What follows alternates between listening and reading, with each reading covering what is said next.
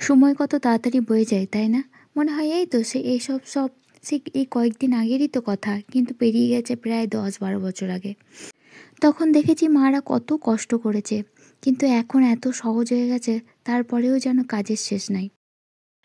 Hello lovely viewers, Sumana's time স্টোরিতে তোমাদের সকলকে স্বাগত। আশা করি তোমরা সবাই খুব ভালো আছো, তোমাদের ভালোবাসায় আমিও খুব ভালো আছি।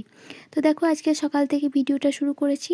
স্নান হয়ে গেছে, ছেলে উঠে গেছে, খাইয়ে দিয়েছি, দিয়ে বাইরে একটু খেলা করলো, তারপরে ছেলেকে নিয়ে চলে এলাম ঘরে। ঘরে এই যে ছোটো ফ্রিজটা আজকে একটু পরিষ্কার করবো ভাবছি। তো বসে গেছি ফ্রিজটা পরিষ্কার করতে, বেশ অনেকটা টাইম লাগবে।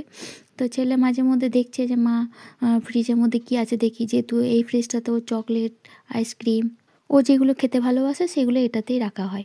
তাছাড়াও পুজোর ফল টল থাকে, এটাতে নিরামিষ রাখা হয়। তো দেখলাম আজকে সময় আছে, বৌদি ওদিকে রান্নাবান্না করছে, আমি এই ফ্রিজটা পরিষ্কার করে নিই। অনেক দিন পরিষ্কার করাও হয়নি, ওই জন্য একবার পরিষ্কার করে নিলাম। প্যাকেটগুলো সব পাল্টে পাল্টে রাখলাম, তাতে জিনিসটা অনেক দিন থেকে যায়। যে প্যাকেটগুলো একটু মানে ব্যবহার করার জন্য একটু অন্যরকম, মানে জল বসা হয়ে যায়, সেগুলোকে একটু পাল্টে দিলাম।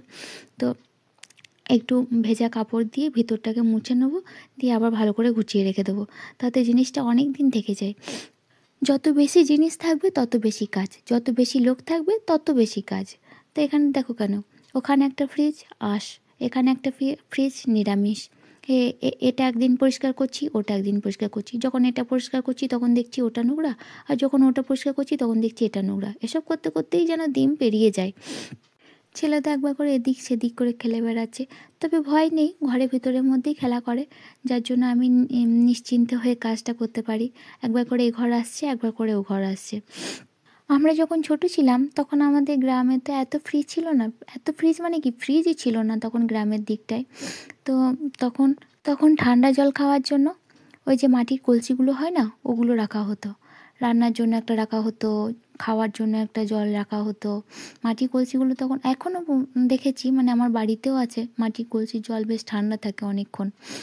মাদের সময় দেখেছি রান্না গরম, যখন খুব গরম পড়তো তখন রান্নাগুলো গরম করে করে রাখতে হতো, নাহলে নষ্ট হয়ে যেত। মানে দিনের খাবারটা রাতে হয় তৈরি করতে হতো, আর না হয় গরম করে রাখতে হতো। তো এখন তো মানে ওগুলো কোনো অসুবিধাই নেই, যেহেতু বাড়িতে একটা দুটো তিনটে করে ফ্রিজ হয়ে গেছে। একটাতে নিরামিষ থাকবে, একটাতে আঁশ থাকবে, এরকম আর কি। তো এখানেও তাই। তবে যাই বলো, সেই দিনগুলোই যেন ভালো ছিল। এই দেখো, ফুলটাও রেখে দিয়েছি, প্রায় 10-12 দিন হয়ে গেল ফুল ফ্রিজে আছে। ফ্রিজ আমার পরিষ্কার হয়ে গেল। তো চলে এলাম এই ছেলে কী করছে দেখতে। তো ছেলে একটা ফুটি নিয়ে সেটা খাচ্ছে, আর মাঝে মধ্যে ফোন দেখা নেশা হয় খুব, তখন ফোন চালিয়ে দিতে হয়। তো ফোন দেখছে আর ওই যে ওটা খাচ্ছে। তো আমি এটা করার পরে এই যে সবজিগুলো পড়ে আছে, এগুলো একটু বাইরে বাগানে যাব, ফেলে দিয়ে আসবো।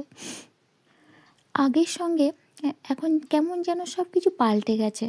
মানে আগে সব কিছু একটা অন্যরকম ছিল, এখন একটা অন্যরকম।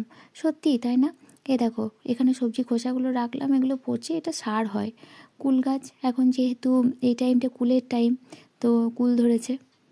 তারপরে ছেলেকে খাইয়ে আমি নিজে খেয়ে ছেলেকে ঘুম পাড়িয়ে বিকালবেলাতে আমি এই কাজগুলো করে রাখছি।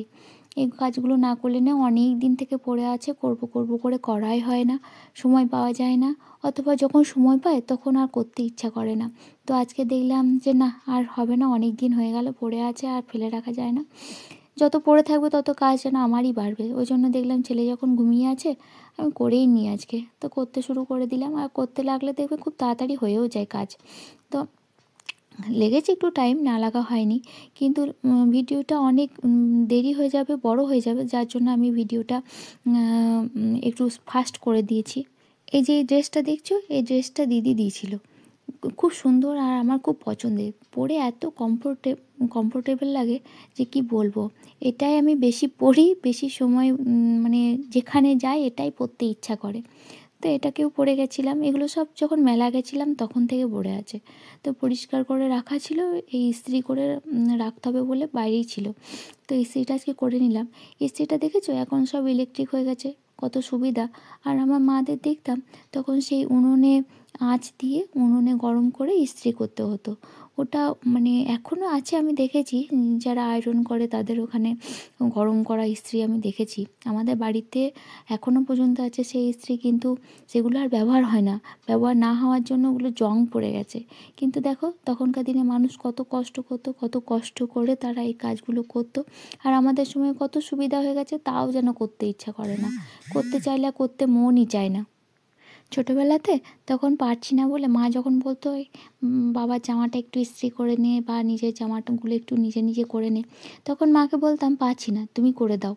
তো এখন তো সেটা বলার উপায় নেই। আর এখন কাকেই বা বলবো, বরং আমাকেই করে দিতে হবে, তাদের বয়স হয়ে গেছে। আমার শ্বশুর শাশুড়ির কথা বলছি, আমার বাবার কথা বলছি। তো সময়ের সাথে সাথে বয়স বাড়ে, চোখের সামনে অনেক কিছু পরিবর্তন হতে, হারাতে, পেতে দেখা যায়। তো যাই হোক, আজকে ভিডিওটা আমি এখানেই শেষ করব। এরপরে আরও যে কাজগুলো আছে সেগুলো করে নেব। তো তোমরা সবাই ভালো থেকো, আর সাবস্ক্রাইব করতে ভুলো না। লাইক, কমেন্ট, শেয়ার অবশ্যই করবে। আর যদি ভালো লেগে থাকে তাহলে কমেন্ট করে অবশ্যই জানিও, তাহলে আমারও ভালো লাগবে, আবার নতুন নতুন ভিডিও দিতে ইচ্ছা করবে। এটা হচ্ছে আমার ছেলের জামা, এটাই লাস্ট, এটা হয়ে গেলে ব্যাস আজকের মতন এখানেই। টাটা, বাই বাই, তোমরা সবাই ভালো থেকো। আজ